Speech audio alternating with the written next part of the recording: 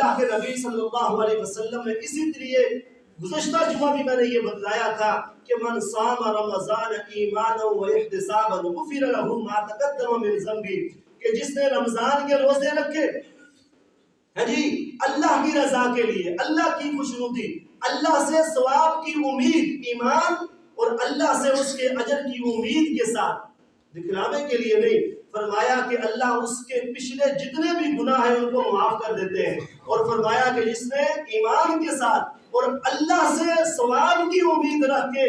رات کا قیام کیا، قیام اللیل یعنی کہ 20 رکعت نماز تراویح کا اہتمام کیا، فرمایا غفر له ما تقدم من ذنبه، اس کے بھی اللہ پچھلے گناہوں کو معاف فرما دیں گے۔ فرمایا من قام لیلۃ القدر ایمانا و احتسابا غفر له ما تقدم من ذنبه، جس نے لیلۃ القدر کی رات کو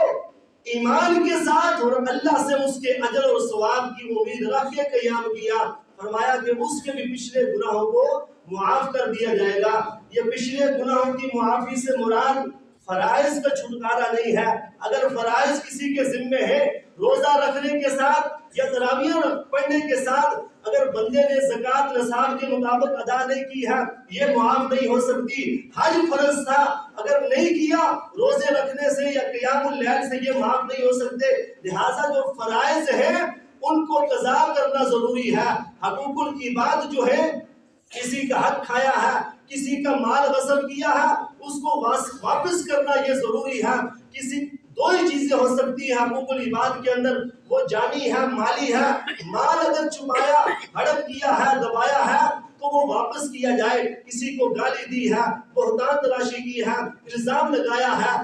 کسی کو مارا پیٹا ہے، فرمایا کہ وہ اس سے جا کے معافی مانگی جائے، جو بھی تلافی ہے وہ کی جائے، پھر یہ ہے غفر له ما تقدم من ذنبه۔ اس لیے قابل صد احترام بزرگوں یہی چیز ہے، یہی ہے تقویٰ،